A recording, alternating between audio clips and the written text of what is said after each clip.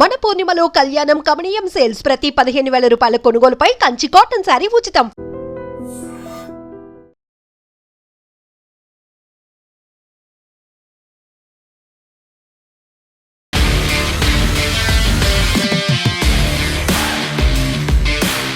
నమస్తే, welcome to I dream weekend update with కవిత.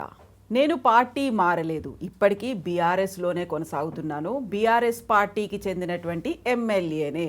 ఫిరాయింపు జరిగినటువంటి ఎమ్మెల్యేలు వీళ్ళు ఫిరాయించారు, మా పార్టీలో లేరు అంటూ స్పీకర్కి కంప్లైంట్ చేశారు. సుప్రీంకోర్టు దాకా వెళ్ళినటువంటి బీఆర్ఎస్ పార్టీకి దీంతో పాటుగా స్పీకర్లకి వివరణ ఇస్తున్నటువంటి ఎమ్మెల్యేల జవాబులు ఇది. యాక్చువల్గా ఫిరాయింపులకు సంబంధించి చట్టం ఏం చెప్తోంది? సుప్రీంకోర్టు 3 నెలల్లో చర్యలు తీసుకోవాలి అంది. స్పీకర్ నిర్ణయం ఇప్పుడు ఎలా ఉండబోతోంది? మనతో పాటుగా ఉన్నారు సీనియర్ జర్నలిస్ట్ సాయి శేఖర్ గారు. సాయి శేఖర్ గారు, నమస్తే అండి. సో ఫిరాయింపులకు సంబంధించి ప్రతిసారి వచ్చేటువంటి ఒక మాట, మేము నియోజకవర్గ అభివృద్ధి కోసమే సీఎంని కలిసాము తప్ప పార్టీ మారలేదు అనే మాట. సో ఇప్పుడు ఈ 10 మంది ఎమ్మెల్యేలు కూడా అదే మాట చెప్తున్నారు. యాక్చువల్గా మరి వాళ్ళు ఫిరాయించినట్ట లేదా బీఆర్ఎస్ పార్టీలోనే ఉన్నారా? Technically no, morally yes. Okay, వాళ్ళు మారినట్టే కానీ మారినట్టు. అది అంటే ఈ ఫిరాయింపులకు చాలా బోలెడంత నేపథ్యం ఉన్నది మన దేశంలో. స్వాతంత్రం వచ్చిన దగ్గర నుంచి 67-71 మధ్యకాలంలో భారీ ఎత్తున జరిగినాయి. అంతకుముందు స్పొరాడిక్గా జరిగేవేమో మరి నాకు పెద్దగా ఐడియా లేదు, కానీ 67-71 మధ్యలో దేశం మొత్తం మీద సుమారుగా, అంటే డిఫరెంట్ స్టేట్స్లో కానీ సెంటర్లో కానీ ఎక్కడన్నా కానీ మొత్తానికి సుమారుగా 1,500 మంది ఎమ్మెల్యేలు అటు నుంచి ఇటు నుంచి అటు మారారు 1967 నుంచి 71 మధ్యలో. 67 నుంచి 71, 4 ఏళ్లలోనే. అదే 5 years, 1 term. Okay okay. So 1,500 మంది, వీళ్ళలో 1/3 మంది మంత్రులు అయ్యారు ఏదో గవర్నమెంట్లో ఫిరాయించడం వల్ల. ఇది ఒక చరిత్రాత్మకమైన హిస్టారికల్ ఫ్యాక్ట్ ఇది. ఓకే. అండ్ ఈ 67 కాలంలోనే గయాలాల్ అని ఒక అతను హర్యానా రాష్ట్రంలో ఒకే రోజులో ఒక 3 పార్టీలు మారాడు ఆయన. 3 కండువాలు మార్చుకున్నాడు. అంటే వెళ్ళి వచ్చి అలా ఏదో మొత్తం 3 సార్లు మారాడు ఒకే రోజులో. రావు బీరేంద్ర సింగ్ అని డిప్యూటీ చీఫ్ మినిస్టర్ ఉండేవాడు హర్యానాకి. ఆయన he famously described this as Aayaram Gayaram. అలాంటి ఆ కల్చర్ అని ఆయన దాని గురించి మాట్లాడాడు. అక్కడి నుంచి అది స్థిరపడిపోయింది. సో ఇక అటు నుంచి అటు గెంతటం అనేది చాలా మామూలు అయిపోయి దాని మీద పొలిటికల్ సెటైర్లు వచ్చి అందరూ మాట్లాడుతూ జరుగుతుంది. కానీ దానికి ఏమీ నియంత్రణ చేసే అవకాశం లేకుండా పోయింది. రాజ్యాంగపరంగా కూడా ఏ రకమైనటువంటి నియంత్రణ లేదు. వీళ్ళు ఏంటి, ఒక ప్రజాప్రతినిధి ఎలా ఎలక్ట్ అవుతారు? Either he should be contesting as an independent, లేకపోతే ఏదో ఒక పార్టీ వాళ్ళు ఏ ఫాము బి ఫాము అవన్నీ ఇస్తారు వాళ్ళకి. ఇచ్చితే వాళ్ళు ఆ పార్టీ అభ్యర్థిగా ఎన్నికల్లో పోటీ చేస్తారు. రాజకీయ పార్టీ గుర్తింపుతో పోటీ చేస్తారు. Non partisan elections like local bodies and all, అక్కడ అంటే విలేజ్ పంచాయతీస్లో నాన్ పార్టిజాన్ బేసిస్లో జరుగుతుంది ఎలక్షన్. అక్కడ పార్టీ బేస్ ఉండదు, పార్టీ గుర్తులు ఉండవు, కానీ మొత్తానికి వాళ్ళకి రాజకీయ మద్దతు ఉంటుంది. అంటే రాజకీయ after all election is politics అని చేత అది ఉంటుంది. కాకపోతే వీళ్ళకి బీ ఫామ్ తీసుకొని ఆ పార్టీ గుర్తు వస్తుంది, ఆ పార్టీ గుర్తుతో పోటీ చేస్తారు ఎన్నికల్లో. చేసి ఆ పార్టీ అభ్యర్థిగా ఎన్నిక అయిన తర్వాత ఇక్కడ ఒక కాన్ఫ్లిక్ట్ ఒకటి ఉంటుందండి. ఒక పార్టీ అభ్యర్థిగా ఎన్నికైన తర్వాత ఆ అభ్యర్థికి అతని నాయకత్వం నచ్చలేదనుకోండి, అతను ఏ నాయకుడి కింద పనిచేస్తున్నాడో లేక ఏ పార్టీ కింద పనిచేస్తున్నాడో ఆ పార్టీ సిద్ధాంతాలతోనో ఆ పార్టీ తాలూకా రూల్స్ అండ్ రెగ్యులేషన్స్తోనో విభేదం కలిగిందనుకోండి, కలిగితే ఇతనికి వ్యక్తి స్వాతంత్రం అనేది ఒకటి ఉంది కదా, which is guaranteed by the constitution. దాన్ని అతను ఉపయోగించుకొని నేను ఈ పార్టీలో ఉండను, వేరే పార్టీకి వెళ్తాననే అభిప్రాయం ఏర్పరచుకునే అవకాశం ఉంది. కానీ నియోజకవర్గ ప్రజలందరూ ఇతను ఆ పార్టీ అభ్యర్థిగా పోటీ చేశాడు కాబట్టి మేము గెలిపించాం, ఆ పార్టీ అంటే మన కాన్స్టిట్యూషన్లో ఉన్న ప్రొవిజన్ ఏంటి, మెజారిటీ శాసనసభ్యులు మెజారిటీ పార్లమెంటు సభ్యులు ఉన్న పార్టీ నాయకుడు ప్రధానమంత్రి అవుతాడు, వాళ్ళందరూ ఎన్నుకున్న నాయకుడు ప్రధానమంత్రి అవుతాడు. సో మనం పలానా వ్యక్తియో లేక పలానా పార్టీయో అధికారంలో ఉండాలని కోరుకుని వాళ్ళు ఓటు చేస్తారు ప్రజలు. ఓటు చేసినప్పుడు మరి వాళ్ళని మోసం చేసినట్టు ఇతను ఆ పార్టీ వదిలేసి వేరే పార్టీలో జాయిన్ అయితే. ఇది ఒక నైతికమైనటువంటి ఇష్యూ. ఒక పక్క వ్యక్తిగతమైనటువంటి ఇష్టాయిష్టాలు అండ్ మోరల్ క్వశ్చన్, ఈ రెండింటి మధ్యన కాన్ఫ్లిక్ట్. రాజీవ్ గాంధీ ప్రధానమంత్రి అయిన తర్వాత ఆయన ఈ డిఫెక్షన్స్ అట్నుంచి ఇటు మారడం అనే దాని మీద, ఈ ఫిరాయింపులు, వీటి మీద కొంత గట్టిగానే ఆలోచన చేసి 1985లో ఒక రాజ్యాంగ సవరణ తీసుకొచ్చారు, 51వ రాజ్యాంగ సవరణ. దీనిలో 2 ప్రొవిజన్స్ పెట్టారు. ఒకటి స్ప్లిట్, 2 మెర్జర్. స్ప్లిట్ అంటే ఏంటి, విడిపోవడం. ఎంతమంది విడిపోతే స్ప్లిట్గా గుర్తిస్తారు? సో ఆ రాజ్యాంగ సవరణలో ఏం పెట్టారంటే 1/3 మంది వెళ్ళిపోతే, సపోజ్ 100 మంది ఎలక్ట్ అయితే 33 మంది లేదా 34 మంది వెళ్ళిపోతే వాళ్ళని స్ప్లిట్ గ్రూప్గా గుర్తిస్తారు. ఇండివిజువల్గా వెళ్ళిపోతే అతను తన శాసనసభ్యత్వం కానీ లేక పార్లమెంట్ సభ్యత్వం కానీ కోల్పోతాడు. ఇండివిజువల్గా తన పార్టీకి రాజీనామా చేసి నేను కాంగ్రెస్లో చేరుతున్నాను అని తెలుగుదేశంలో ఉన్నవాళ్ళు లేకపోతే బీజేపీలో ఉన్నవాళ్ళు అట్లా చేశారనుకోండి, పార్లమెంట్ సభ్యులు లేకపోతే శాసనసభ్యులు, వాళ్ళ సభ్యత్వం కోల్పోతారు. ఎన్నికైన ఆ గ్రూప్ మొత్తంలో 1/3 మంది కనుక వెళ్ళిపోతే వాళ్ళని బ్రేక్అవే ఫ్యాక్షన్గా గుర్తిస్తారు. అప్పుడు వీళ్ళకు మెంబర్షిప్ కోల్పోయే ప్రమాదం ఉండదు. ఇది ఒక provision. Second provision is merger. ఒక గ్రూప్ ఎన్నికైతే సపోజ్ 10 మంది ఎలక్ట్ అయ్యారనుకోండి, 2/3 మంది ఇంకొక పార్టీలో మెర్జ్ అయిపోవచ్చు. 10 మందిలో 2/3 మంది అంటే సుమారు 7 వెళ్ళిపోతే ఆ 7 వేరే ఏదైనా ఒక పార్టీలో మెర్జ్ అయిపోవచ్చు. వాళ్ళు శాసనసభలోనే ఉన్న ఏదో ఒక పార్టీలో వాళ్ళు మెర్జ్ అయిపోవచ్చు. అప్పుడు వాళ్ళని ఆ పార్టీకి సభ్యులుగానే గుర్తిస్తారు, విలీనమైపోయిందని. అప్పుడు ఈ మిగిలిపోయిన వాళ్ళ మెంబర్షిప్స్ పోవు, వీళ్ళకి మెంబర్షిప్స్ పోవు, అది విలీనం అయిపోయినట్లు లెక్క. ఈ దృష్టాంతాలు కూడా మనం ఇటీవల కాలంలోనే చూసి ఉన్నాం. ఇవి 2 ప్రొవిజన్స్ 1985లో 52nd కాన్స్టిట్యూషనల్ అమెండ్మెంట్ ద్వారా తీసుకొస్తే ఈ 1/3 మంది వెళ్ళిపోవడం చాలా ఎక్కువైపోయింది. చాలా దగ్గరలో 1/3 మంది వెళ్ళిపోయినప్పుడల్లా 1/3 మంది వెళ్ళిపోతున్నారు. ఈ ప్రమాదాన్ని నివారించడానికి 2003లో కేంద్ర ప్రభుత్వం, అంటే అప్పుడు ఎన్డీఏ ప్రభుత్వం, మరొక రాజ్యాంగ సవరణ తీసుకొచ్చింది, 91వ రాజ్యాంగ సవరణ. దీనిలో ఈ స్ప్లిట్ అనే కాన్సెప్ట్ తీశారు. ఎవరైనా వాళ్ళంతటా వాళ్ళు వెళ్ళిపోతే వాళ్ళు మెంబర్షిప్ కోల్పోతారు. మెర్జర్ అనే కాన్సెప్ట్ ఉంచారు. 2/3 మంది కనుక ఎన్నికైన శాసనసభ్యులు, ఏదన్నా ఒక పార్టీ తరఫున ఎన్నికైన శాసనసభ్యులు కానీ పార్లమెంట్ సభ్యులు కానీ 2/3 మంది అంటే 3/2 మంది వెళ్ళిపోతే వాళ్ళని ఏదైనా వేరే పార్టీలో జాయిన్ అయితే లేక వాళ్ళంతటా వాళ్ళే ఒక పార్టీ అని ప్రకటించుకుంటే వాళ్ళని బ్రేక్అవే ఫ్యాక్షన్గా గుర్తిస్తారు. మిగిలిన వాళ్ళ మెంబర్షిప్స్ పోవు, వీళ్ళ మెంబర్షిప్స్ కూడా పోవు. ఈ మెర్జర్ క్లాజ్ కొనసాగింది.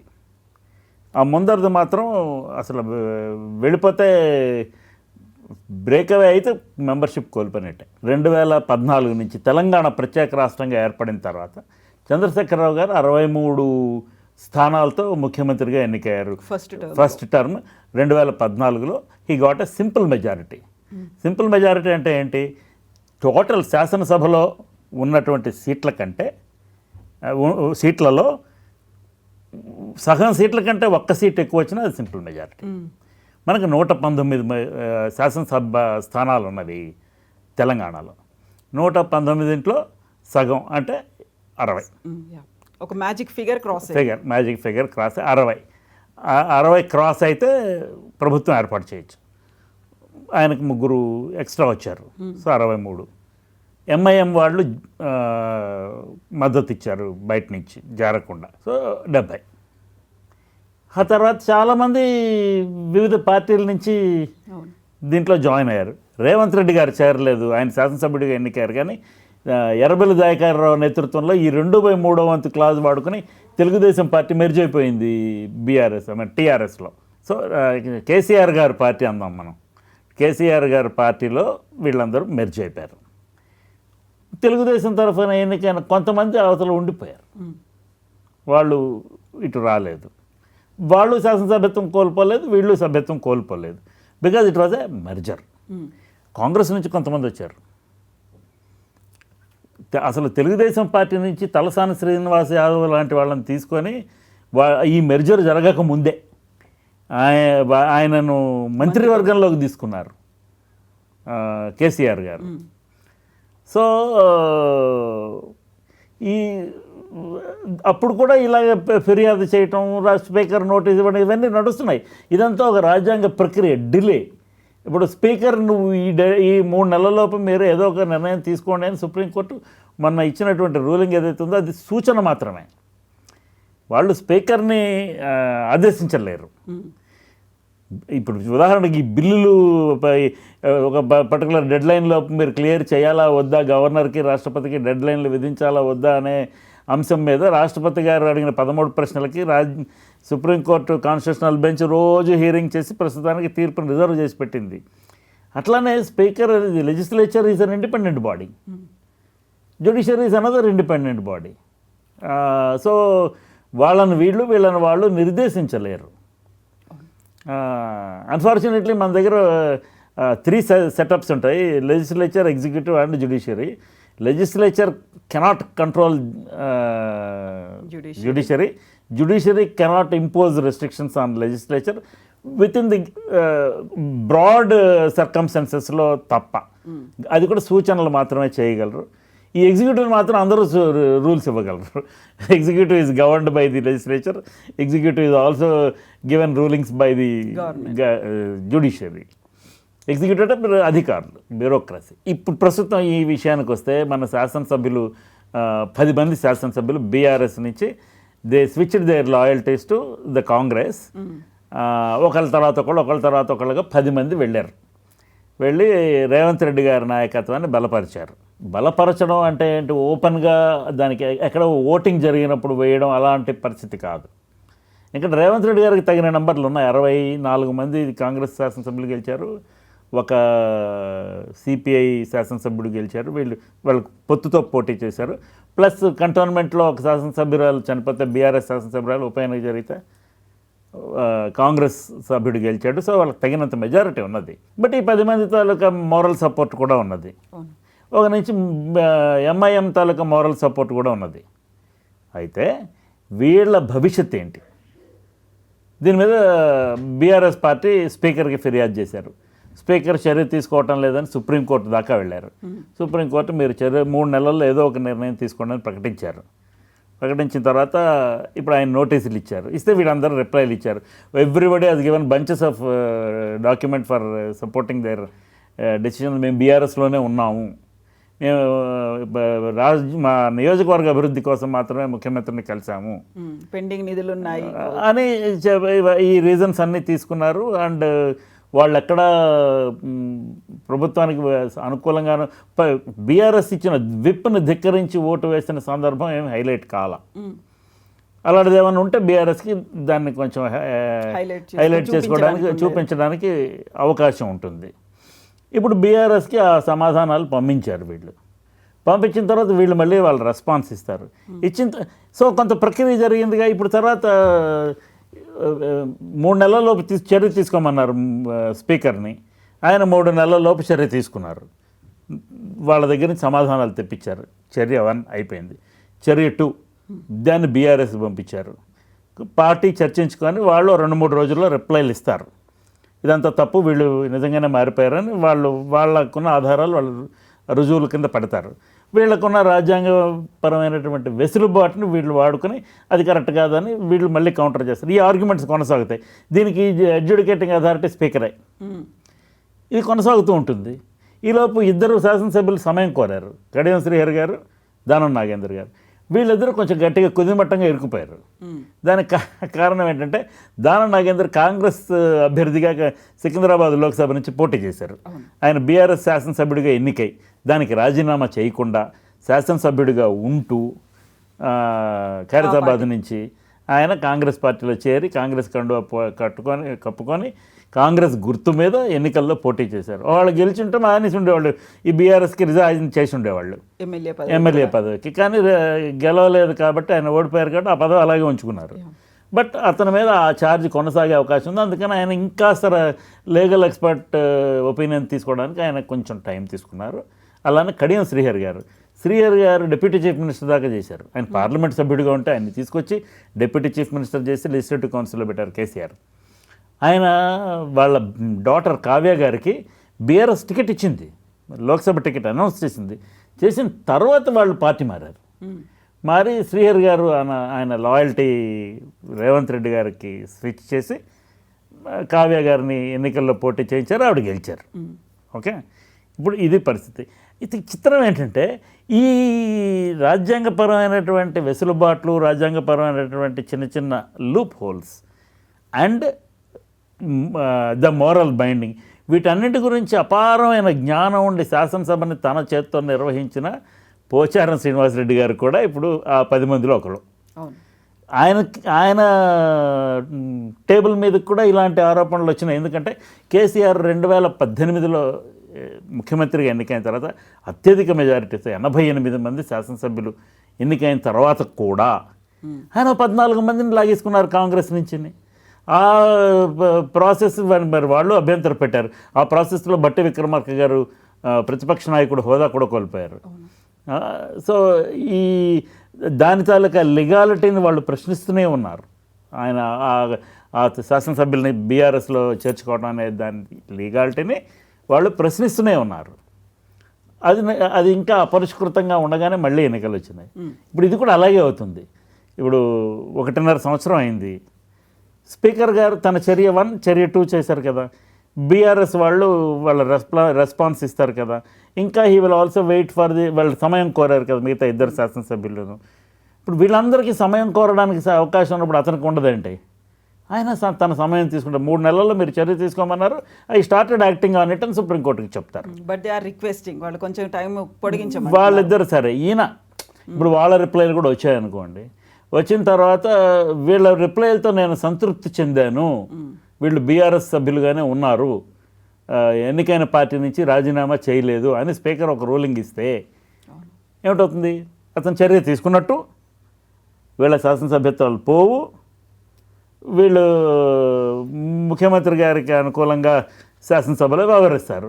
ఏదైనా ఓటింగ్ వచ్చినప్పుడు పార్టీ ఒకవేళ విప్ జారీ చేస్తే వీళ్ళు అబ్స్టైన్ అయినా లేక పార్టీ విప్కి వ్యతిరేకంగా ఓటు చేసినా అప్పుడు వీళ్ళు పార్టీ వీళ్ళ మీద చర్య తీసుకునే అవకాశం ఉంటుంది. వీళ్ళు మా పార్టీ విప్ ధిక్కరించారు కాబట్టి వీళ్ళని డిస్క్వాలిఫై చేయండి అని మళ్ళీ వాళ్ళు స్పీకర్కి పిటిషన్ ఇస్తారు.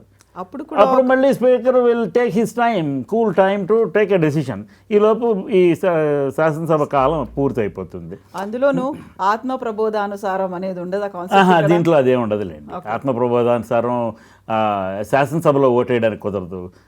ఏ లెజిస్లేచర్ పార్టీ కింద ఎన్నికయ్యారో వాళ్ళు విప్ జారీ చేస్తే దానికి అనుగుణంగానే ఓటేయాలి. ఆత్మప్రబోధానుసారం అనేది ఇందిరాగాంధీ క్రియేట్ చేసిన సిచ్యువేషన్. నీలం సంజీవ్ రెడ్డిని ఓడించడానికి వివి గిరిని అన్అఫిషియల్ క్యాండిడేట్గా పెట్టి Neelam Sanjeev Reddy was official candidate for the post of presidency. అప్పుడు ఆత్మప్రబోధానుసారం ఓటేయమని చెప్పారు ఆవిడ. పార్టీ విప్ జారీ చేయలే, అందరూ వివి గిరికి ఓట్లేశారు. అంచేత అదే ఆ సిచ్యువేషన్లో వచ్చింది తప్ప. బట్ ఇప్పుడు కూడా ఇది ఇలాగే జరుగుతుంది. వీళ్ళ సభ్యత్వాలేం పోవండి. సో వినిపిస్తున్నటువంటి విశ్లేషణలో చూడండి, ఉప ఎన్నిక కూడా వస్తుంది అనేటువంటి మాట. అలాంటి అవకాశం ఉందని నేను అనుకోవట్లేదు. ఎందుకంటే స్పీకర్ గారు యాక్ట్ చేశారు కదా, యాక్ట్ చేయమన్నారు, యాక్ట్ చేశారు. 3 నెలల్లోపు చర్యలు తీసుకున్నారు. అందులో 2 చర్యలు అయిపోయి బీఆర్ఎస్ నుంచి రిప్లై వచ్చేస్తే 3వ చర్య కూడా పూర్తయిపోతుంది. వాళ్ళిద్దరికి టైం అడిగారు, ఆ టైం ఇవ్వటం ఇంకో చర్య. వాళ్ళు ఎప్పటి వరకు టైం ఇస్తారు అనేది డిసైడ్ చేయడం అనేది ఒక చర్య. తర్వాత వాళ్ళు రిప్లైలు ఇస్తారు, ఇచ్చిన తర్వాత మళ్ళీ దాన్ని బీఆర్ఎస్కి పంపించాలి, మళ్ళీ వాళ్ళు రిప్లై ఇవ్వాలి. ఇచ్చిన తర్వాత అంతా ప్రాసెస్ కంప్లీట్ అయిపోయిన తర్వాత తను నిర్ణయం తీసుకోవాలి. దానికి కొంత సమయం తీసుకుంటారు. తీసుకున్న తర్వాత I'm satisfied with these replies, ఈ 8 మెంబర్స్ తాలూకా రిప్లైస్కి ఐఎమ్ సాటిస్ఫైడ్ అన్నారు అనుకోండి, మళ్ళీ దాన్ని ఛాలెంజ్ చేయాల్సి వస్తుంది. వీళ్ళు ఛాలెంజ్ చేస్తే మళ్ళీ that's a constitutional question. So మనకు రాజ్యాంగంలో ఉన్నటువంటి వెసులుబాటుని రాజకీయ పార్టీలు వాడుకుంటాయి. అండ్ ఇది కొత్తగా రేవంత్ రెడ్డి గారు లేకపోతే కాంగ్రెస్ లెజిస్లేచర్ పార్టీ కనిపెట్టిన అంశం ఏం కాదు. పోయిన శాసనసభలో జరిగింది కదా, 14 మంది ఇటు వచ్చారు. అంతకుముందు కూడా జరిగింది కదా తెలంగాణ రాష్ట్రం వరకు తీసుకుంటే. అంతకుముందు దేశంలో ఎన్నో దృష్టాంతాలు. అందుకని వీళ్ళ అభ్యర్థిత్వాలు పోవు. కానీ వాళ్ళు ఏ పార్టీకి చెందుతారు అనేటువంటి ఒక క్వశ్చన్. మానసికంగా వాళ్ళు కాంగ్రెస్, భౌతికంగా BRS. Okay, mind body present in BRS, mind present in Congress. అంతే, దాన్ని ఎవరు క్వశ్చన్ చేయలేరు. అది రేపు పొద్దున మళ్ళీ ఎన్నికలు జరిగినప్పుడు వాళ్ళ నియోజకవర్గాల ప్రజలు నిర్ణయం తీసుకోవాలి. వాళ్ళకి మళ్ళీ రీఎలెక్ట్ చేసుకుంటే వాళ్ళ స్టాండ్ కరెక్ట్ అని విండికేట్ అయినట్లుగా ఉంటుంది. ఎందుకంటే in democracy popular vote and victory is the bench mark. అయితే ఇక్కడే ఇలా వివరణలు ఉన్నాయి, చర్యలు తీసుకోమని చెప్తున్నారు, ఆ తర్వాత జవాబులు ఇస్తున్నారు, క్వశ్చన్స్ ఉన్నాయి, ఇవన్నిటితో 5 ఏళ్ళు కంప్లీట్ అయిపోతుంది. But the prime basic question, అక్కడ ఓటేసినటువంటి వాళ్ళు ఉన్నారు, ప్రజలు ఉన్నారు, ఓటర్లు ఉన్నారు. మేము ఒక పార్టీకి చెందినటువంటి అభ్యర్థికి ఓటేస్తే ఆయన ఈ పార్టీకి పోయాడు కదా, ఇప్పుడు దానికి డెసిషన్ అనేది గతంలో రీకాల్ చేయాలి అని ఇలాంటిది ఒకటి వినిపించింది. అలాంటివి ఏం లేవు ఈసారి. రీకాల్ చేయాలనేది ఈ పొలిటికల్ స్లోగన్ అమ్మా. మన దగ్గర in a large representative democracy like India ఆ ప్రొవిజన్ లేదు మనకి. ఒక ఎన్నుకున్న శాసనసభ్యుడిని వెనక్కి పిలిపించేసి నువ్వు కాదు అని చెప్పే ప్రొవిజన్ మన దగ్గర లేదు. స్విట్జర్లాండ్ లాంటి చిన్న దేశాల్లో ఉన్నది, బట్ ఇక్కడ లేదు. అది అలాంటి ప్రొవిజన్ లేదు. అందుకని ప్రజలు అలా వెనక్కి పిలిచే అవకాశం లేదు. వాళ్ళు if they feel they are ditched వాళ్ళు మళ్ళీ ఓటు వేయరు. అంతే కదా. ఇప్పుడు ఫర్ ఎగ్జాంపుల్ 2018 ఎలక్షన్ తర్వాత మహేశ్వరం శాసనసభ్యురాలుగా మన సబితా ఇంద్రారెడ్డి గారు గెలిచారు on behalf of the Congress. వారు కొంతమందితో కలిసి టీఆర్ఎస్లో జాయిన్ అయ్యారు. జాయిన్ అయిన తర్వాత మంత్రి అయ్యారు. కేసీఆర్ గారి గవర్నమెంట్లో వారు మంత్రి అయ్యారు. వారు కాంగ్రెస్ శాసనసభ్యురాలుగా ఎలక్ట్ అయ్యి టీఆర్ఎస్లో జాయిన్ అయిపోయిన తర్వాత మళ్ళీ ఎలక్షన్ జరిగినప్పుడు 2023లో బీఆర్ఎస్ టికెట్ తీసుకొని ఆవిడ పోటీ చేస్తే గెలిచారుగా. సో ప్రజలు దాన్ని తిరస్కరించలేదు, ఆ నిర్ణయాన్ని. అక్కడ ఆమోదం ఉంది. ఇప్పుడు ఈ 10 మంది రేపు పొద్దున మళ్ళీ 2029 28 ఎప్పుడు ఎలక్షన్ జరిగితే అప్పుడు వీళ్ళు 10 మంది కాంగ్రెస్ తరఫున ఎలక్ట్ అయ్యారనుకోండి, ప్రజలు దాన్ని సమర్థించినట్లే. కొంచెం కన్విన్సింగ్గా అనిపించింది ఉంటుంది. ఇప్పుడు వీళ్ళలో సగం 5 మంది కాంగ్రెస్ తరఫున మళ్ళీ ఒక 5 మంది వెనక్కి బీఆర్ఎస్కి వెళ్ళిపోయి పోటీ చేసి గెలిచారనుకోండి, అప్పుడు ప్రజల తీర్పు వేరే రకంగా ఉన్నట్లు అన్నమాట, మిక్స్డ్. సో దేనికి ఈ మన రాజ్యాంగంలో ఉన్న వెసులుబాట్ల దృష్ట్యా హార్డ్ అండ్ ఫాస్ట్ రూల్ ఏది లేదు. మనకి ఫ్రీడమ్ ఆఫ్ ఎక్స్ప్రెషన్ ఇలా వాడతారు. సో అక్కడ వాళ్ళు చెప్పేది కూడా మా కార్యకర్తల అభిప్రాయాలను సేకరించిన తర్వాత, బట్ ఓటేసిందంతా అక్కడ ప్రజలు ఉన్నారు, ఓటర్లు వేశారు. ఓటర్ల అభిప్రాయం తీసుకున్నాము, మేము పార్టీ మారాము అని ఇప్పటిదాకా ఎవరు చెప్పలేదు. అలాంటి అవకాశం కూడా లేదు. కార్యకర్తలు వాళ్ళను సమర్థించినటువంటి మద్దతుదారులు ఆ నియోజకవర్గంలో వాళ్ళ ఎన్నికకి పనిచేసిన వాళ్ళు ఉంటారు కదా, వాళ్ళ అభిప్రాయం తీసుకొని మారిపోతారు. కార్యకర్తలతో సమావేశమై నిర్ణయిస్తాను అంటే మారిపోయినట్టే. సో ఇప్పుడు మరి ఓటర్లు ఏం కోరుకుంటున్నారు? యాక్చువల్గా ఇలా పార్టీ మారుతున్న వాళ్ళు, లేదో మేము కండువా కప్పుకున్నాము అని చెప్పిన వాళ్ళు అయినా మా నియోజకవర్గ అభివృద్ధి కోసమే, లేకపోతే అక్కడ పెండింగ్ నిధులు ఉన్నాయి, రావాలి, మాకు రావాల్సినటువంటి నిధులు రాలేదు, ఆగిపోయాయి కాబట్టే అనేటువంటి ఈ కారణాలు అనేవి చెప్తూ ఉంటారు. సో వీటిని వాళ్ళు అర్థం చేసుకున్నారు, కన్విన్స్ అయ్యారంటే ఓటర్స్ ఎలా ఉంటుందంటే, మీరు ఉదాహరణకి ఇప్పుడు ఒక బై ఎలక్షన్ చూడండి, ఏదన్నా ఒక బై ఎలక్షన్, మన కంటోన్మెంట్ బై ఎలక్షన్ చూడండి, రూలింగ్ పార్టీకి అడ్వాంటేజ్ ఉంటుంది. ఇప్పుడు వీళ్ళందరూ అపోజిషన్ పార్టీ, వీళ్ళందరూ శాసనసభ్యులుగా ఎన్నికైనప్పుడు వాళ్ళ ఓటర్లు వీళ్ళందరూ మన రూలింగ్ పార్టీలో ఉంటారని భావించి ఓట్లు వేసి ఉంటారు. కానీ ఆ పార్టీ అపోజిషన్ కంటే దాటి ముందుకి నంబర్స్ రాలేదు, కాంగ్రెస్ పార్టీకి మెజారిటీ వచ్చింది. సో మన దగ్గర పనులు అవ్వాలి కాబట్టి వీళ్ళు అక్కడికి వెళ్ళారు అనే భావన కొంతమందికి ఉంటుంది.